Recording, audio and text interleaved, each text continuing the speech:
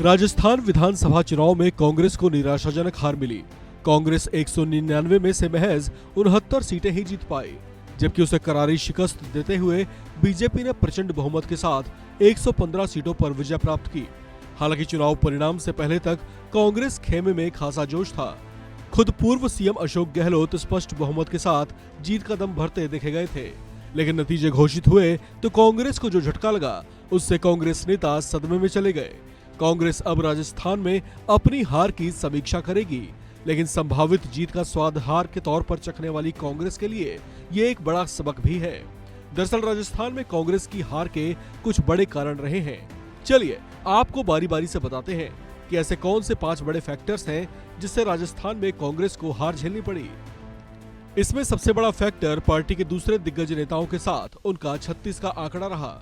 सचिन पायलट को लेकर डिप्लोमेटिक तौर से वे भले ही इस बात को जताते रहे हों कि उनसे कोई बैर नहीं, लेकिन दोनों नेताओं ने कई बार अपने बयानों और गतिविधियों से इस बात को सार्वजनिक किया कि दोनों में किस तरह की खींचतान है। इसका असर जाहिर तौर से दोनों के समर्थकों पर भी पड़ा और कांग्रेस के भीतर ही दोनों गुटों के समर्थक और कार्यकर्ता बटे बटे से दिखाई दिए। पिछले 3.5 साल में ये दूरियां और ज्यादा बढ़ी। सचिन पायलट का डिप्टी सीएम पद गया सो गया, उन्हें संगठन में कोई बड़ी जिम्मेदारी भी नहीं दी गई। और तो और ये भी चर्चाएं रही हैं कि गहलोत ने नाराज सचिन पायलट को मनाने की कोई खास कोशिश नहीं की। राजस्थान में नौकरियों की तैयारी कर रहे युवा इस चुनाव में अशोक गहलोत सरकार से खासे नाराज थे। इसके पीछे कारण राजस्थान में 17 बार पेपर लीक होने की घटनाएं हैं। राजस्थान में 18 से 21 साल के युवाओं की संख्या 65 से 70 लाख के आसपास है।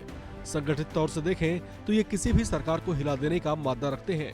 हालांकि राज्य भर में बटा ये वोट बैंक बेशक से बिखरा हुआ है, लेकिन ये नाराज वोट बैंक है जो कांग्रेस के लिए सही नहीं माना जा रहा था। अशोक गहलोत राजनीति के पुराने धुरंधर हैं।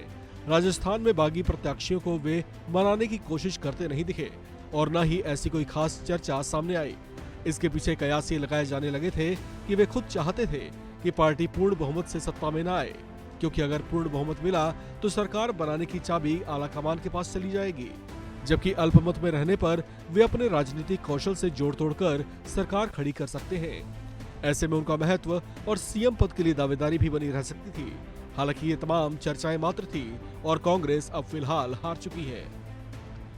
राजस्थान में कांग्रेस को मिली हार के पीछे एक और बड़ी वजह नौकरी पेशा लोगों की परेशानियां और उससे जनता को होने वाली तकलीफें हो सकती हैं।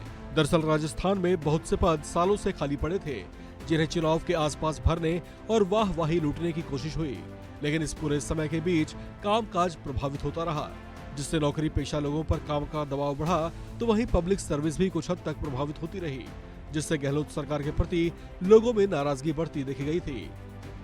पूर्व की गहलोत सरकार अपनी योजनाएं लागू करने और उन्हें प्रभावी ढंग से धरातल पर ना उतार पाने को लेकर भी आलोचनाओं का शिकार होती रही है। उन्हीं में से एक राज्य की 1.25 करोड़ महिलाओं को स्मार्टफोन देने का वादा भी था। 1.25 करोड़ में से 40 करोड़ को फोन देने का दावा किया गया, जबकि कहा जा रहा था कि फोन सिर्फ 25 लाख महिलाओं तक ही पहुंच पाए। इस तरह से योजनाओं का असरदार या पूरी तरह से सफल न होना भी उनकी हार के बड़े कारणों में से एक हो सकता है।